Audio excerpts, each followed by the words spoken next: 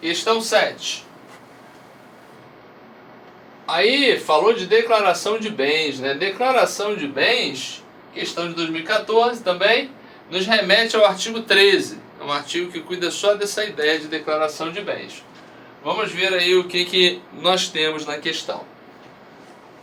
No tocante à declaração de bens, prevista na Lei de Improbidade Administrativa, é correto afirmar que: letra A. Não supra a exigência contida na Lei de Improbidade Administrativa a entrega, em substituição à declaração de bens, da cópia da Declaração Anual de Bens apresentada à Delegacia da Receita Federal. Supre sim, e você vai encontrar lá nos parágrafos do artigo 13. Salvo engano, parágrafo 4º, mas aí tem que dar uma olhada. 3º, acho que é a 4ª. Letra B.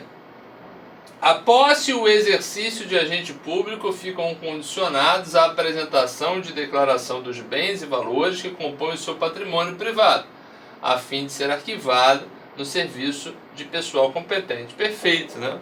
O gabarito aqui é a letra B, em cima do caput do próprio artigo 13. Vamos identificar o que há de errado nos demais. Letra C. A declaração de bens será quinquenalmente atualizada e na data em que o agente público deixar o exercício do mandato. Não é quinquenalmente, é anualmente, né? E quando o agente público deixar o exercício da função em geral. Então está errada a letra C. Letra D. Somente será punido com a pena de demissão a bem do serviço público, sem prejuízo de outras sanções cabíveis, o agente que prestar falsa declaração de bens. Não, essa punição é até prevista, inclusive para essa conduta. Só que não é somente para o agente que prestar falsa, é também para quem prestar falsa. Mas aquele que deixa de prestar também está ameaçado com essa sanção. Então está errada a letra D também. É quem deixa e quem apresenta falsa. Tá? Isso vale tanto para a primeira declaração, para posse e exercício, quanto para as renovações. Letra E. Será punido com a pena de repreensão escrita o agente público que se recusar a prestar declaração de bens. Nesse caso, a pena é também essa pena de demissão a bem do serviço público. Tudo bem? Então, questão relativamente tranquila para quem conhece o artigo 13 da 8429 de 92. Questão 7, então, já foi. Vamos para a questão 8, que já deu, né? Já deu preguiça de ler, mas a gente não pode ter preguiça. Às vezes a prova, às vezes o concurso, que a gente tem que ter estratégia, né, para fazer concurso. A gente já conversou disso algumas vezes, né, no curso em geral aqui. E os enunciados grandes, eles são cansativos. As alternativas grandes, então, elas são bem cansativas. Às vezes, se você se deparar com uma questão que, né, dá um certo aversão a fazer naquela hora, você pode deixar lá para o final. Você, em tese, já fez tudo que poderia fazer com uma certa agilidade e depois, com o tempo que sobra, você vai fazendo aquelas que demandam maior tempo de raciocínio, que demandam uma leitura um pouco mais demorada, então você já está mais tranquilo, mas faz parte tudo da estratégia que você tem que adotar no concurso, tá? Escolher para adotar. Vamos ler, né? Escrevente, técnico judiciário, 2014. João é escrevente técnico judiciário do Tribunal de Justiça do Estado de São Paulo e, estando sujeito à apresentação de declaração de bens prevista na Lei Federal 8429/92, apresentou a declaração devida em maio de 2014. Então a gente tem uma data aqui que é maio de 2014. No entanto, posteriormente, verifica-se que João afirmou na declaração não possuir bens imóveis, o que, no entanto, não é verdade, já que João é proprietário de apartamento na cidade de São Paulo, onde reside e trabalha desde 2010. É constatado também que o imóvel é de valor modesto, de aquisição compatível com os rendimentos de João e sua esposa. Nesse caso, em relação à conduta de João, é correto afirmar que a lei de improbidade. Bom, aí a gente já viu mais ou menos o que vai acontecer, porque ele prestou falsa, né? Se ele prestou falsa, apesar de ser compatível com a sua renda, ele prestou falsa. E aí vai cair na punição de demissão a bem de serviço público na forma do próprio artigo 13. Tá? Vamos ver o que nós temos aqui para responder essa questão. Nesse caso é o artigo 13, parágrafo 3º. Tá? Vamos ver aqui a letra A. Comina a sanção de suspensão para a conduta de João? Não. Letra B. Prevê sanção de multa a João por não haver prestado declaração de bens de forma correta? Também não é multa. Vamos lá. Considera que João está sujeito a penas disciplinares nas quais serão consideradas a natureza e a gravidade da infração e os danos que dela provierem para o serviço público? Também não. Letra D. Considera João sujeito a pena de demissão a bem de serviço público, sem prejuízo de outras sanções cabíveis, por haver prestado declaração de bens falsa. Aqui está o nosso gabarito. Tá? E aí eu acredito que você já tenha anotado, se não anotou, é o artigo 13, parágrafo 3º da nossa Lei 8429. Vamos ver o que tem na E. Não impõe qualquer sanção pela conduta de João, já que seu patrimônio em si é lícito, o que é o cerne da lei de improbidade. Né? Deu uma viajada aqui, mas para quem está bem preparado não fica melindrado com isso. Vai em cima da informação que está na lei. Então, confirmado o gabarito, letra D de dado. Passada a 8, vamos para a 9. Vamos ganhar a questão, volume, né? A gente tem que utilizar o tempo o melhor possível. Então, questão 9, escrevente técnico judiciário, 2013. É ato de improbidade que causa prejuízo ao erário, daquele mesmo raciocínio que nós fizemos lá no início das nossas questões. Vamos lá. Prejuízo ao erário de novo. Permitir ou facilitar a alienação, permuta ou locação de bem integrante do patrimônio da administração direta, indireta ou fundacional de qualquer dos poderes dos estados por preço inferior ao do mercado. Ao que me parece, isso já é o gabarito, e a gente vai encontrar inclusive essa conduta no artigo 10, inciso 4. Tá? Porque aqui ele não está se dando bem e o patrimônio público está sendo dilapidado. Então, ato de improbidade que gera prejuízo ao erário. Perfeito? Vamos ver o erro dos demais. Olha aqui de novo, né? Adoram isso. Utilizar em obra ou serviço particular trabalho de servidores públicos, empregados ou terceiros contratados pela administração, direta, indireta ou fundacional de qualquer dos poderes dos estados. Isso aqui é ato de improbidade que gera enriquecimento ilícito. Letra C. Receber vantagem econômica de qualquer natureza, direta ou indiretamente, para omitir ato de ofício, providência ou declaração a que está obrigado. Mesma coisa, recebeu vantagem, enriquecimento ilícito.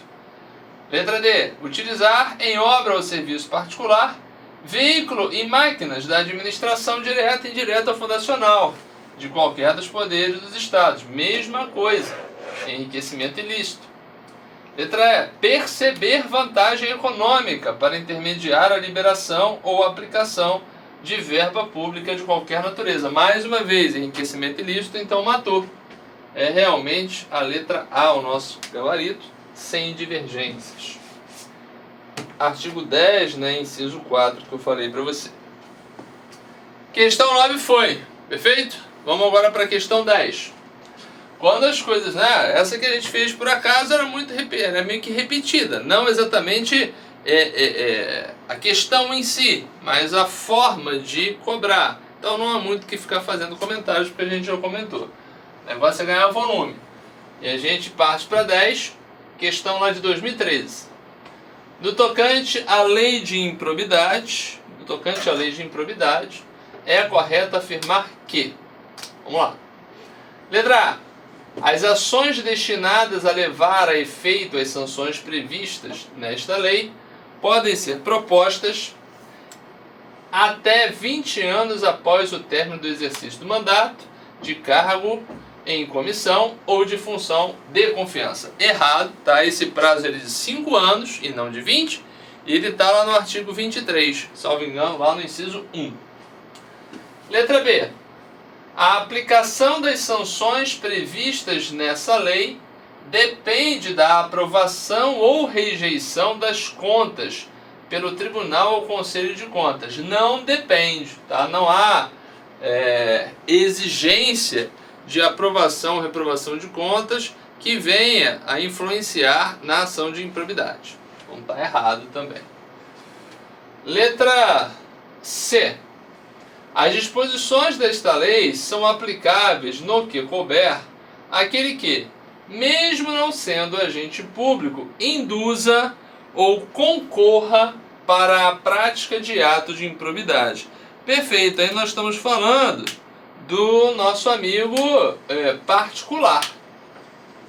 Induza ou concorra, né? Aplicada couber aquele que mesmo não sendo agente público, perfeito. Então fica aí a letra C, e aí a gente tem a aplicação do artigo 3º. Dá uma olhadinha lá no artigo 3º do 8429 que você vai ver essa situação aqui ali descrita. Então os demais devem estar errados. Então vamos ver. Letra D. A autoridade judicial competente somente poderá determinar o afastamento do agente público do exercício do cargo após o trânsito em julgado da sentença condenatória. Não, é possível que ele determine um afastamento e não a perda do cargo. A perda do cargo é que vai depender disso. Agora o afastamento é aquela situação em que o indivíduo, para não prejudicar as investigações, ele deixa de estar exercendo regularmente as suas atribuições.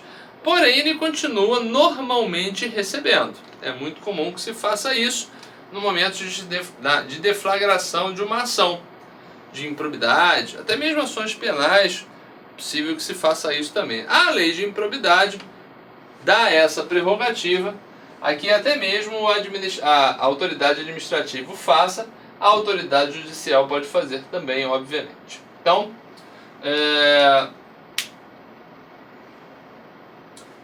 só após o trânsito julgado de sentença condenatória? Não, é justamente para essa medida de afastamento, é justamente para preservar as investigações, tá? A perda do cargo, a perda da função pública que vai depender de sentença com trânsito em julgado.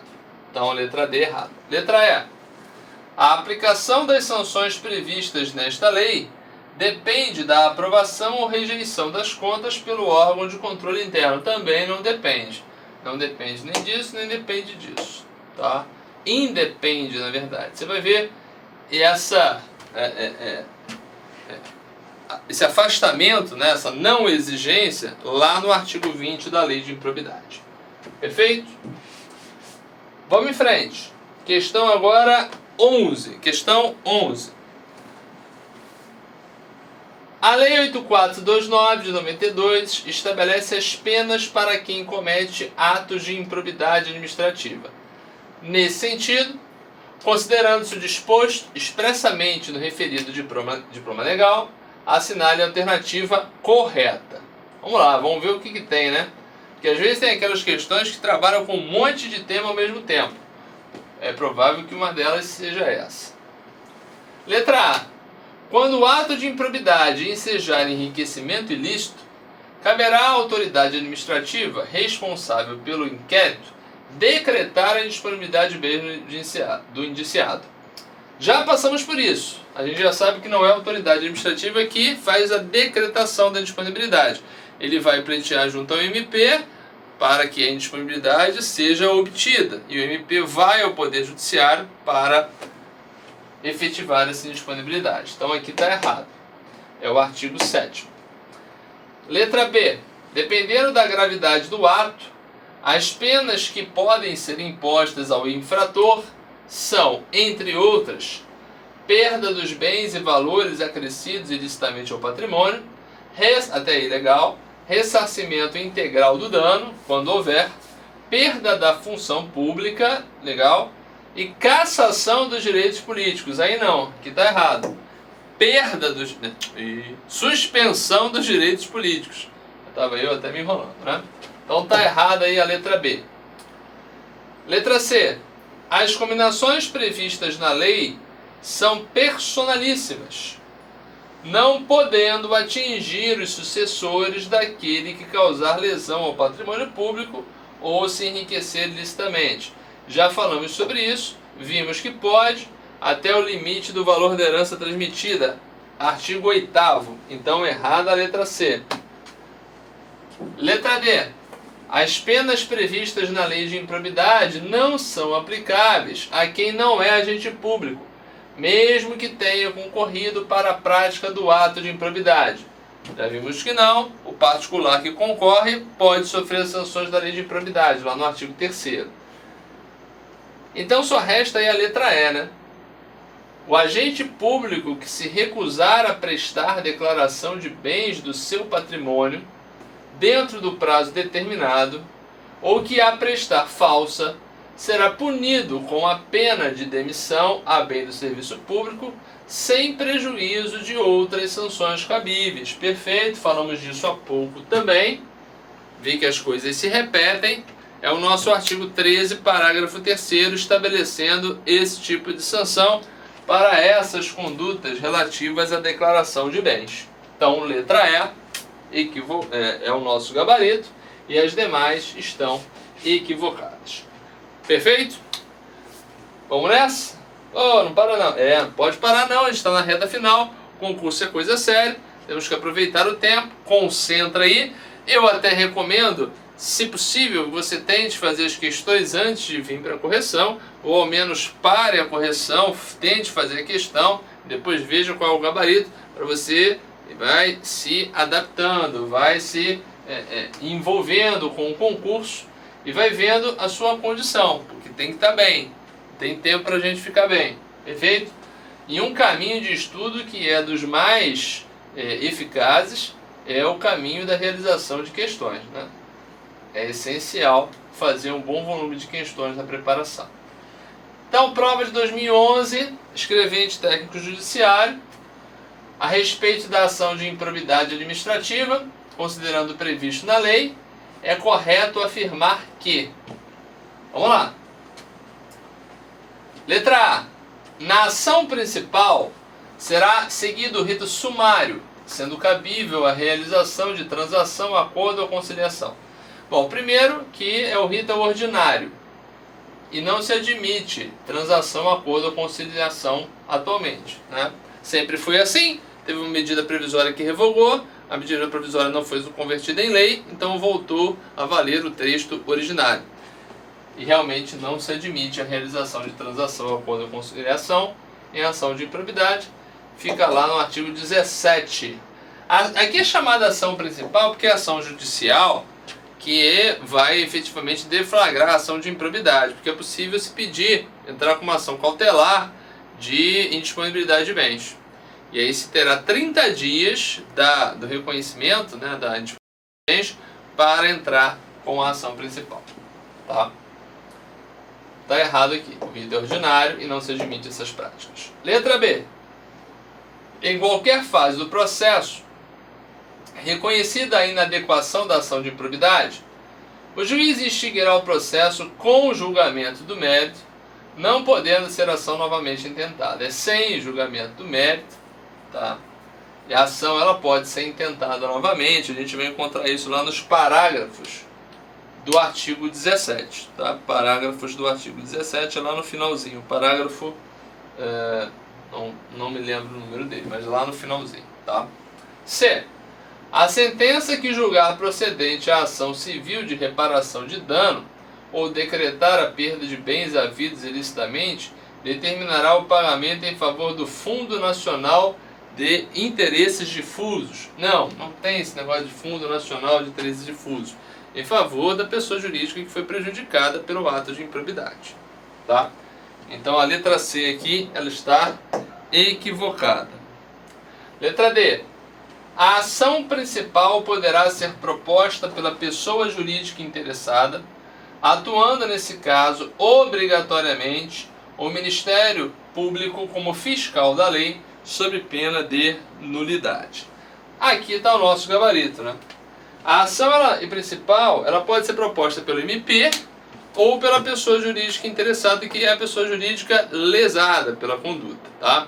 Agora, se o MP não propõe, e na verdade é a pessoa jurídica que propõe, a pessoa prejudicada, o MP tem que participar da ação também na condição de custos legis, é o fiscal da lei, para verificar se está sendo tudo ali respeitado no curso daquela ação. Tudo bem? É uma exigência do parágrafo 4º do artigo 17.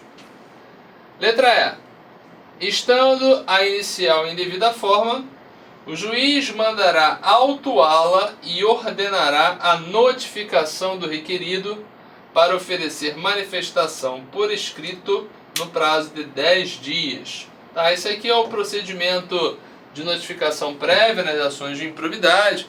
Esse prazo ele não é de 10 dias, é um prazo de 15 dias. Ok? Então está errada a letra E também. O gabarito firmado na letra D de dado. Digamos que é uma questão não muito frequente, mas que apareceu, e ela trata do aspecto do processo judicial da ação de improbidade. E está lá no artigo 17. Ok? Vamos em frente. Questão 13. Sobre improbidade administrativa, disciplinada na Lei 8429, é incorreto afirmar. Tá? Incorreto. Então a questão está pedindo a incorreta. Letra A. O sucessor daquele que causou lesão ao patrimônio público ou se enriquecer ilicitamente está sujeito às combinações da referida lei, notadamente ao ressarcimento ao erário, até o limite da herança. Tá pedindo a incorreta, né? De acordo lá com o nosso artigo 8º, teríamos isso aqui como correto. Letra B. O ressarcimento integral do erário não é exigido quando o agente tenha causado prejuízo sem dolo. Não. Se foi com culpa, foi sem dolo e pode ser objeto de ressarcimento.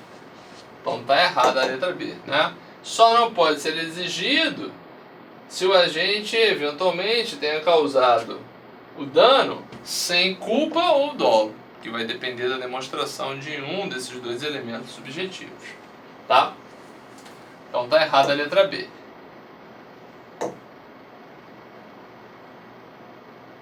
Se está errado, né?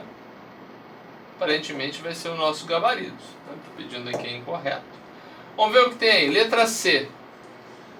Não poderá haver conciliação, acordo ou transação na ação cautelar de sequestro de bens e na ação principal. É verdade, acabou de falar sobre isso, né? Não se admite conciliação, acordo ou transação nas ações que envolvem a improbidade. Então tá certo. Letra D. Constitui ato de improbidade administrativa facilitar ou concorrer de qualquer forma para a incorporação ao patrimônio particular de pessoa física ou jurídica, de bens, rendas, verbas ou valores integrantes do acervo patrimonial do Estado ou de entidade pública. Tá? Constitui ato de improbidade, sim, né? É ato de improbidade que gera prejuízo ao erário. Então constitui, só não diz qual é, mas não importa muito. Então essa aqui só tinha 4 alternativas, vai até a D. O nosso 13. Então, realmente, né? O ressarcimento integral do dano não é exigido quando o agente tenha causado prejuízo sem dolo. É possível que ele seja exigido quando o agente causa o prejuízo sem dolo, mas com culpa. Então o gabarito aqui fica na letra B. Tudo bem? Questão 13, letra B de bola. Vamos em frente. Próxima questão. 2011. O agente público que se recusar a prestar declaração de bens exigida pela lei 8429, dentro do prazo determinado, a gente já sabe o que vai acontecer com ele, né? Não vamos ficar aqui perdendo muito tempo com essa questão. Vai cair aqui, né? Será punido com a pena de demissão a bem do serviço público, sem prejuízo de outras sanções cabíveis. Artigo 13, parágrafo 3º.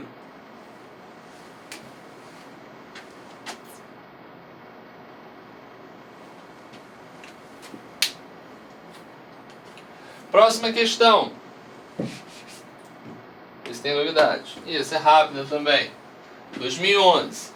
Na hipótese de ato de improbidade administrativa que importe em prejuízo ao erário, o agente público está sujeito, dentre outras penalidades, à suspensão dos direitos políticos de... Bom, prejuízo ao erário é aquele meio termo. Enriquecimento ilícito é mais grave, atentados aos princípios é mais brando e prejuízo ao erário é meio termo. E aí seria de 5 a 8 anos. Está aqui na letra E. E a gente verifica isso lá no artigo 12, inciso 2, que vem elencando as punições. Então aqui, de 5 a 8 anos, você vai comparar aquilo que nós temos no artigo 10 com as sanções que identificamos lá no artigo 12, inciso 2. Ok?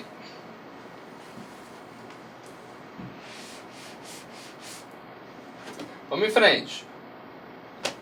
Questão 16.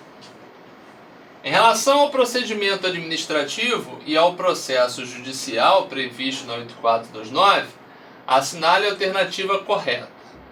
Letra A.